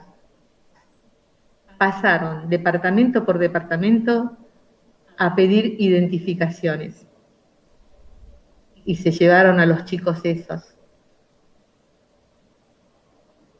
También esta persona contó que mientras se la llevaban a mi hermana decía: ¿por qué a nosotros? Y mi cuñado Luis le decía: no te preocupes, negrita, ya vamos a volver. No volvieron nunca. Empezamos la búsqueda frenética. Llamamos a mi papá, que seguía en el balsa. Mi hermano Alberto, junto con mi padre, en lo que podía mi viejo, el papá de Luisito, iban a las comisarías. Yo sé que fueron a la comisaría 13, que fueron a la Policía Federal, sé que llegaron hasta el comando del tercer cuerpo de ejército, mientras Elsa, la hermana mayor de Luisito, y yo íbamos a donde podíamos, hospitales, incluida la casa de una amiga que tenía un alto, no sé, alguien alto, de alto cargo, quiero decir, comisario o algo por el estilo, que nos negó la posibilidad de ayudarnos a conseguir noticias. Fueron pocos días, pero de intensa búsqueda de parte nuestra, de intensa e infructuosa búsqueda de parte nuestra,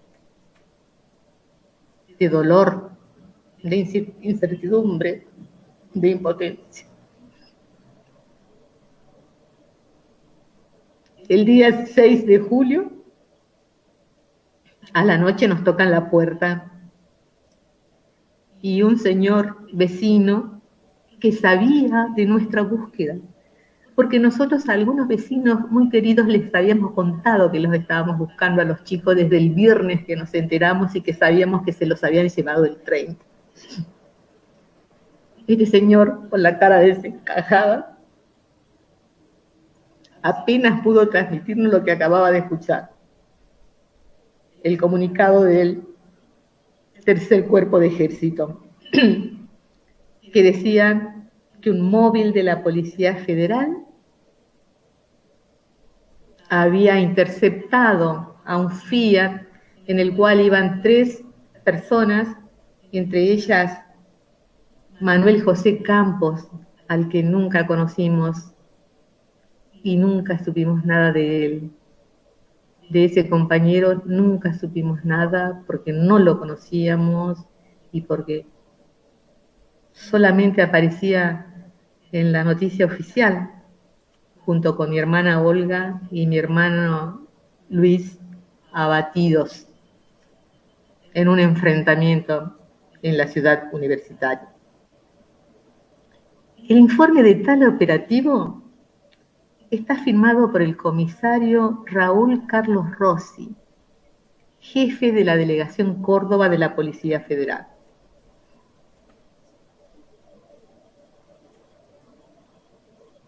Como pudimos nos comunicamos con la familia de Luisito y nos enteramos que de parte de ellos, quien se había enterado primero era la abuela Pepa. La abuela Pepa era la madre de la mamá de Luisito. Una viejita hermosa, chiquitita, que albergaba a mi hermana cuando mi cuñado iba a trabajar y se iba a demorar en el trabajo. Él la mandaba, porque mi hermana tenía una salud un poco frágil. Y le decía, negrita, anda a la casa de la abuela si te sentís solita. Yo te paso a buscar. Tengo cartitas, o tenía, porque lamentablemente las he perdido, de ese tenor que le dejaba al Luis cuando se iba a trabajar a mi hermano.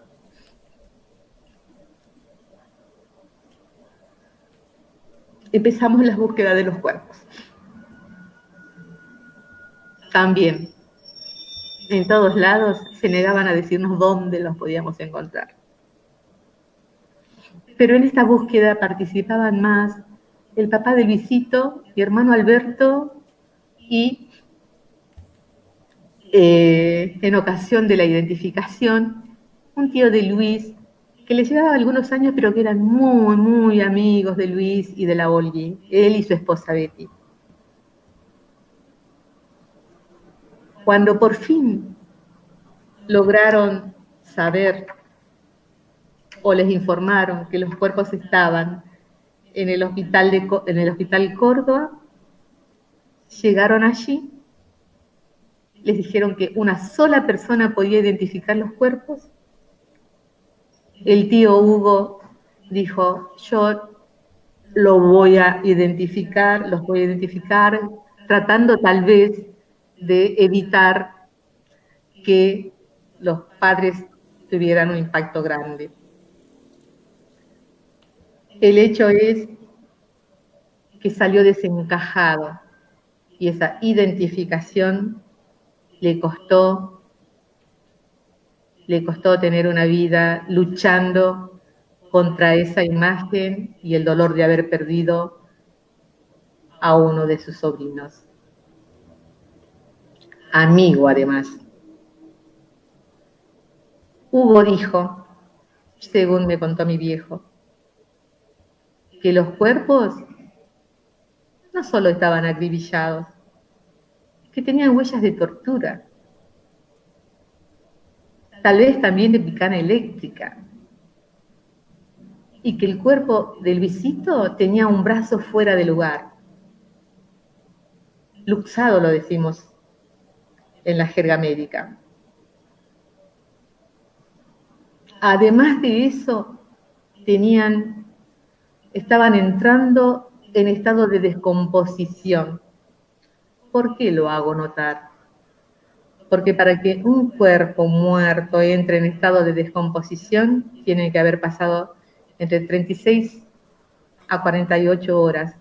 Creo yo, tal vez, policía forense tenga otra opinión.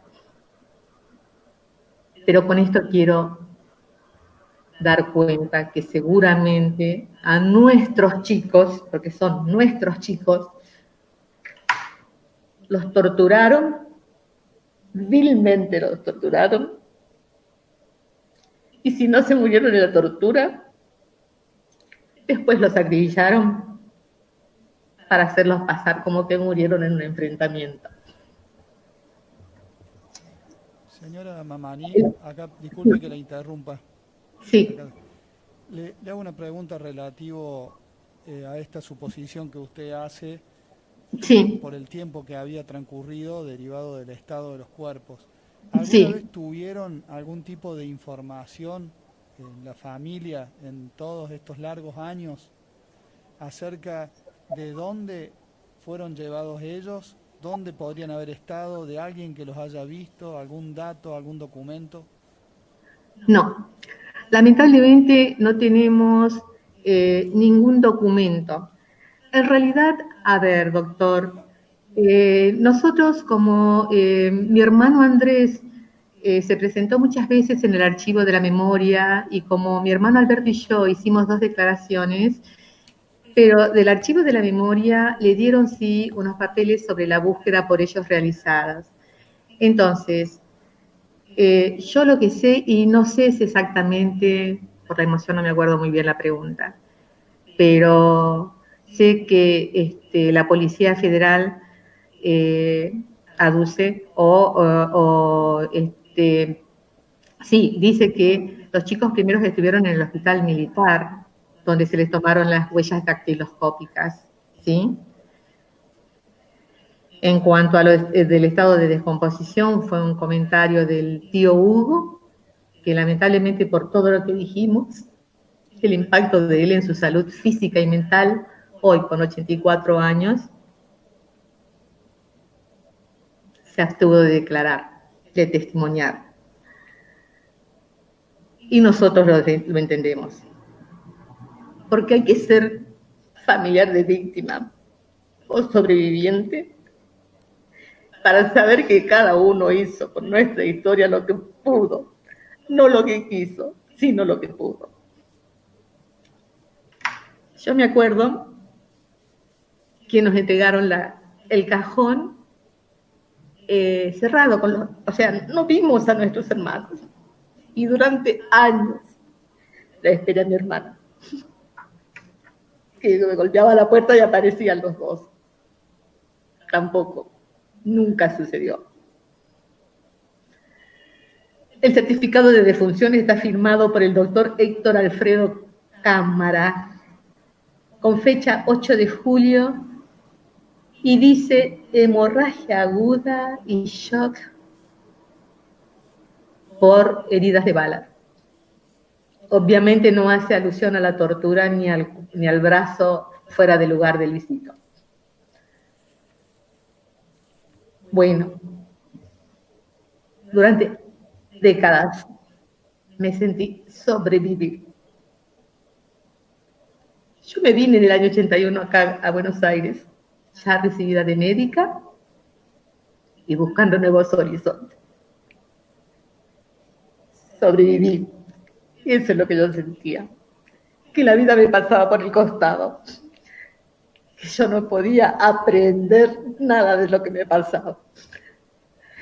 Me costó años de terapia. Sé que a la familia de Luisito también. Sé que mi hermano mayor, mi hermano Andrés y mi cuñada Azucena también, porque mi cuñada Azucena también tuvo sus pérdidas. Además de dolerle la Olga.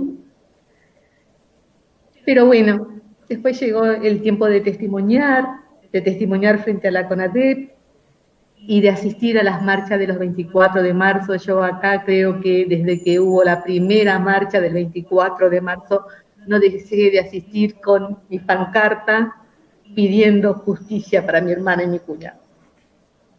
Me enorgullecía saber que mientras yo pedía justicia acá por mi hermana y mi cuñado, al mismo tiempo en las marchas de Córdoba, mi hermano Andrés y Azucena marchaban con la misma pancarta que las hizo Azucena.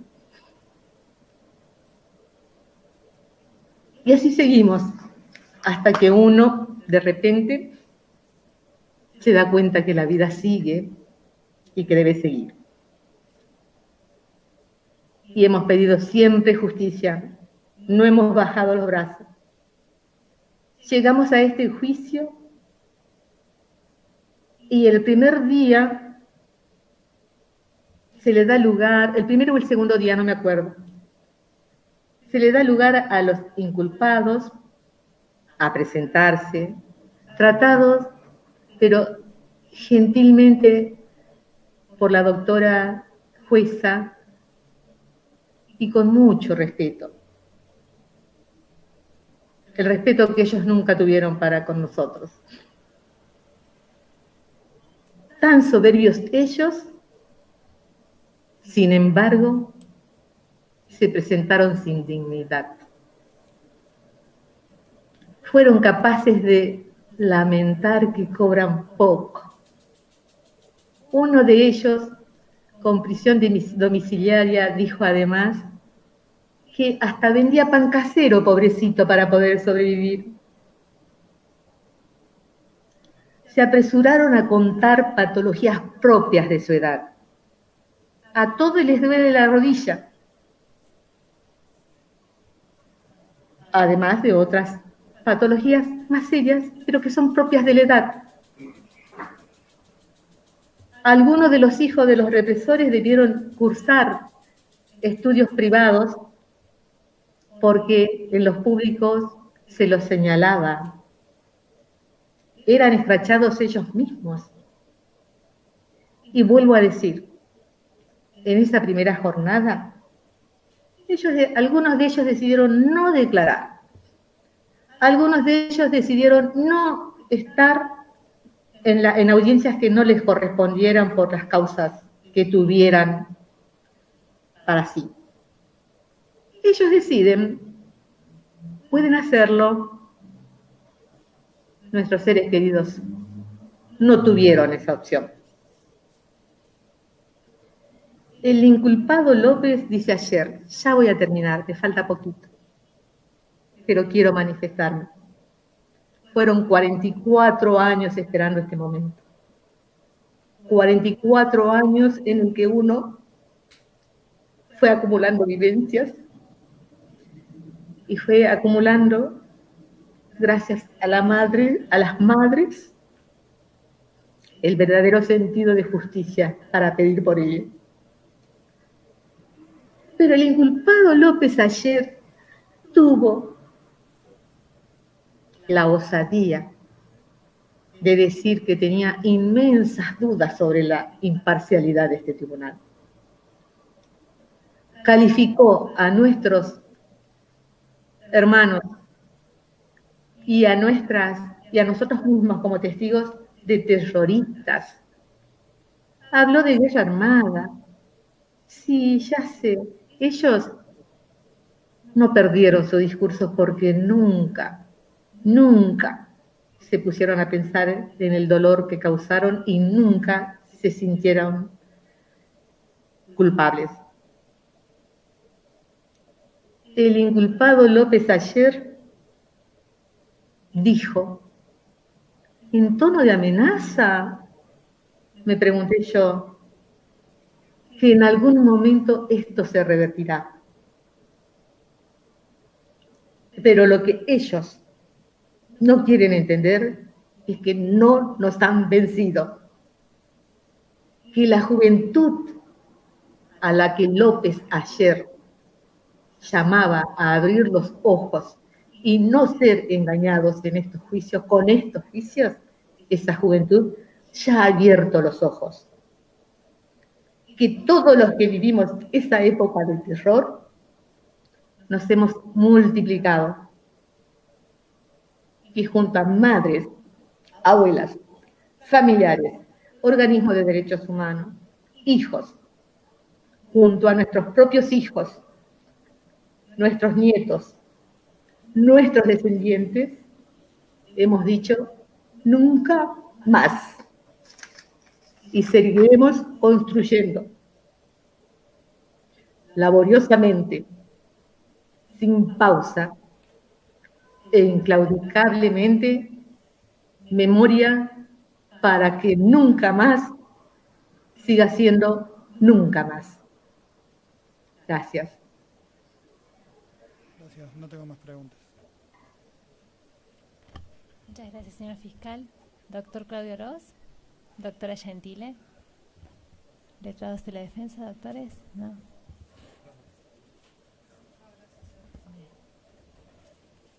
Señora Marta Norma Mamani, le agradecemos muy especialmente su testimonio. Muchísimas gracias. Bueno. Quiero hacer un pedido al tribunal, por favor. Adelante, por favor. Norma Torres, Normita para mí, es la única hermana, más Jorge, el hermano menor de Luisito, los únicos dos de una familia de 6 que quedan vivos. Y Normita no se pudo anotar para poder testimoniar.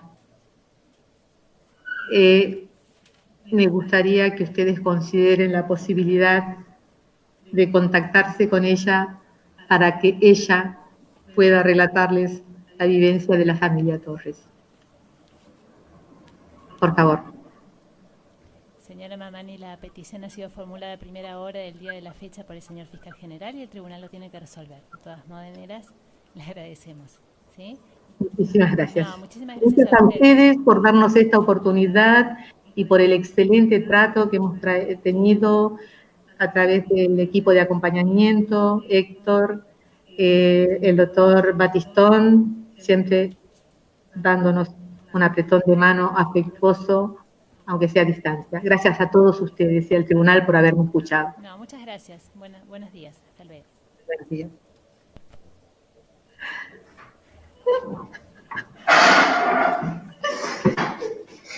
Ay, estuviste maravilloso, madre.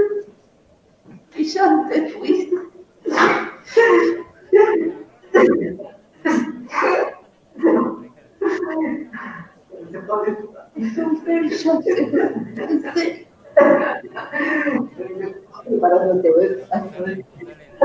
¿Pueden desconectar, por favor, la conexión?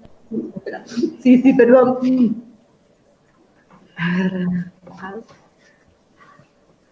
Ay, no sé cómo hacerlo. Bueno, lo voy a cerrar acá.